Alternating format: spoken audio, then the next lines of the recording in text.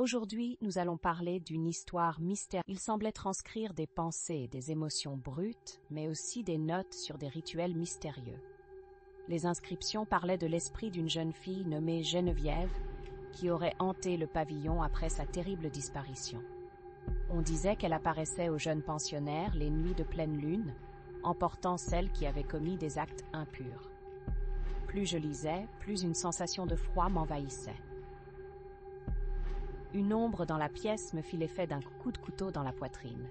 Je tournai la tête lentement, croyant à une blague de mes camarades, et je vis une silhouette romantique, évanescente, flottant au-dessus des livres. Une jeune fille brune avec une robe d'un autre temps. Elle avait un sourire triste sur les lèvres, mais ses yeux étaient ceux d'un océan d'angoisse. J'étais paralysée. « Geneviève » murmurai-je presque involontairement. L'ombre hocha la tête et ma torche vacilla. Je réalisais que j'ai peut-être la première à lui adresser la parole depuis des décennies. Elle tendit une main translucide, son visage exprimant une profonde tristesse. Elle me chuchota une phrase, presque inaudible. « Libère-moi ». Mon cœur battait la chamade, alors que je comprenais que son histoire ne s'arrêtait pas là.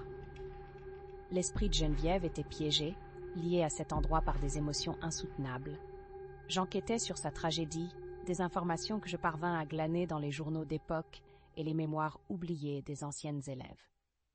Geneviève avait été accusée d'avoir un amant et avait été enfermée dans ce sous-sol, où elle avait finalement péri dans l'indifférence totale de ses camarades à cause d'une grave maladie.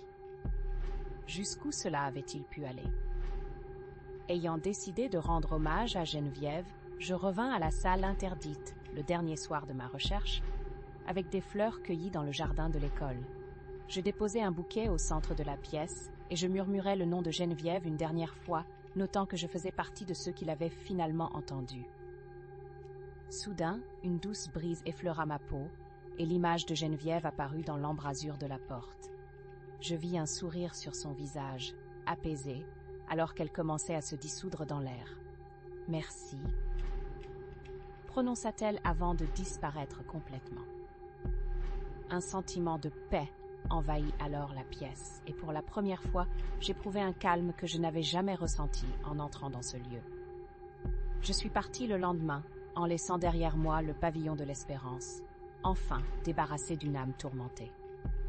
Mon expérience ne concerne pas seulement l'histoire récoltée, mais aussi la connexion que l'on peut établir avec les âmes qui hantent encore des endroits tels que celui-ci. Je conseille à quiconque de se rappeler que chaque lieu a une histoire, et même ceux qui sont écrits dans l'oubli peuvent encore souffrir.